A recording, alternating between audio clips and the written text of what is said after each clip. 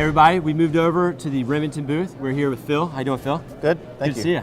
So he's going to talk about the Remington Acr. This was part of the Army's solicitation for a new rifle. Yep, this is the rifle this is a version of the rifle that we submitted for the Army's individual or improved carbine contract, yeah. Okay, and so talk about some of the highlights of it.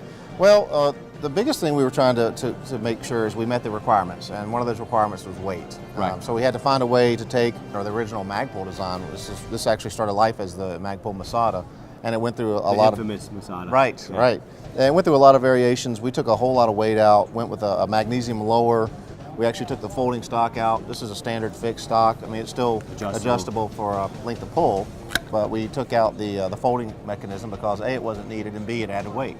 So we actually got the gun down to below weight, which I think was 8 pounds loaded with a fully loaded magazine. It's very light. Yeah, but the gun, it's unique. It has a different piston system? Yeah, it's a piston-driven rifle, so it's a lot cleaner.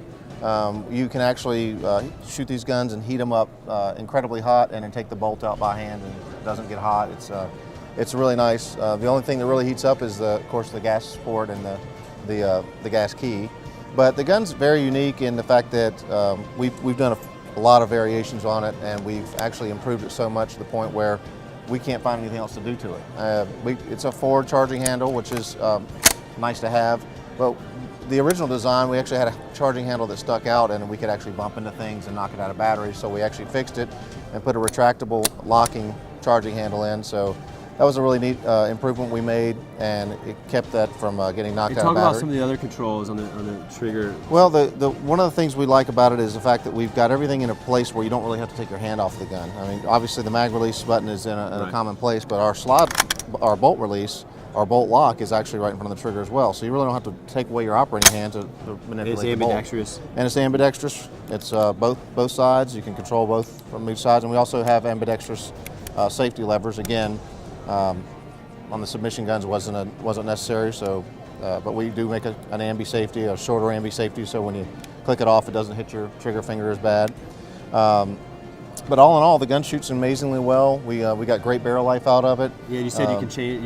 It's made so you can interchange pretty much anything. Yeah, I mean, it is the adaptive combat rifle, so we can change hand guards and we can change the barrels very easily. We can change the stocks and put folding stocks on without having a bunch of tools or sending it over. And another great thing about this model we made is we can drop in an AR trigger. So whatever trigger we could use, I have one that has a Geisley trigger. We have a standard trigger, AR Gold. So you can put pretty much anything you want in it.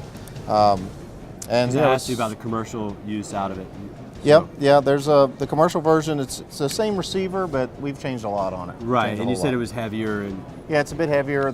It's not as I would call it ergonomically friendly, in my opinion. The handguards are pretty big, but some of the designs that make the ACR unique, we stayed with. Obviously, the operating system and the piston system, and the upper receiver. And this is actually the upper receiver is the gun. We have that's the serialized number, so the serialized part. The upper receiver versus the lower. And you said it also comes with different colors. I mean, we have this. Right yeah, here, this was per the basically the finish they required was this finish.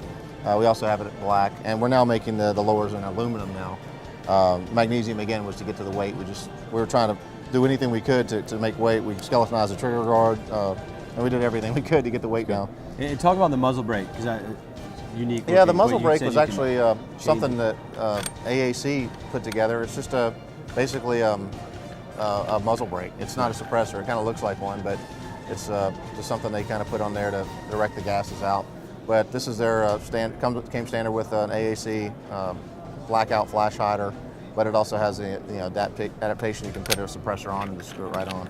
So. All right. Yeah, I know we got another weapon to look at. So we're going to get the Psr out here and talk about that a little bit. Okay. All right.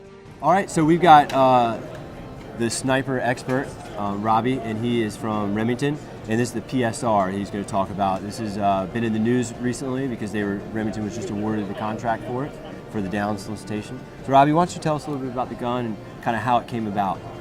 Well, this is the Remington Psr. It's multi-caliber. It's in .338, 300 Win Mag, and .308. And it comes in a kit. Yep, it comes in a kit. It's got a hard case, soft case, all the magazines, suppressor, different barrels, deployment kit with all the tools and spare parts. So, and that was part of the SOCOM requirement. And what we were doing couple of years ago was building a modular chassis that fit a 338 rifle. Okay. And we wanted it to be a switch barrel system. So 338 barrel life is not that great compared to what the Army or SOCOM's used to with M24 barrel life. So we wanted an ease of barrel change, so as the barrels wear out, they could replace the barrels. Without having the whole system Without replaced. having to return it back to the factory or through some armor level maintenance. So what we did, we made that ease of change happen, and So you can do this all out in the field. You can. You don't need an armor that no, assists. you don't. It's all end user changeable. But what happened was we decided, hey, we can change calibers too. You know, not only can we change the barrel with a bolt face, we can change calibers, and that's where it became the multi-caliber system. So and that helps for each. It can be mission specific. Or you don't have to be mission specific. You can be mission general. Exactly. So now, if a guy wants to really reach out to the 1,500 meter capability, he can throw in his 27-inch 338 barrel. Okay. But if he doesn't need that much distance, but still wants a 300 Win Mag, we have a 24-inch 300 Win Mag barrel. If he's running inside an urban environment, maybe only needs a 308, but take precision shots, we have a 20-inch 308 barrel. Nice. So talk about some of the different features from the prior rifle. So Why is this different? and some better? of the new features are, what we've done now is we have an external barrel nut. So you Okay. can actually get to the barrel nut without removing the handguard. Got it. So we have a torque wrench that goes right on Yeah, I the barrel saw nut that. there. And you can take that off and the barrel pulls straight out the front. And then just replace And it. you just replace it. Another change is the lightweight buttstock. And as you can see, we've got these throw levers here. And that's how you adjust your length of I mean, you pull. can see there's so many different areas you can adjust on it. Oh yeah, I mean you can adjust this thing in multi different ways. From the butt pad going up and down, cheek piece, length of pull. You can put any of your ancillary equipment, your pressure GPS pads, or anything. anything that goes on it. So it does a lot. Now the other thing we did is the buttstock is removable. So this is an AR-10 takedown pin. And then when I go to fold it, if that pin's Pops out, out. I can take that off. So that's for, you can move it around. Move it smaller. around, put it in a backpack now. Maybe I don't want it so wide, and I can break this gun all the way down to basically here. So it could fit in the backpack. Exactly. Wow, that's So amazing. that's kind of one of the newer features that we added to the PSR. So when you're changing calibers, what goes into changing the calibers on it? Really, just the barrel and the bolt head. So if I have you hold Yeah, up hold for a up. second. So I'll pull out the 308 barrel. So this is 20-inch 308 barrel. And this the is bolt head goes right. Yep, Okay, the great. bolt head goes with it. Now, the bolt head and barrels are not specific. So I can take this bolt head and use any of our barrels with it as in 308. Okay. Because the bolt head is matched to the extension. It's It is not matched milled to in the there. receiver. Yep. So what we do is we know the tolerance spec between the bolt head and the receiver extension. So once the end user, if he wears out this barrel, he really don't need a new bolt head. Right. He can use the same. So it saves money. Yep. So that was the whole purpose of this project. Exactly.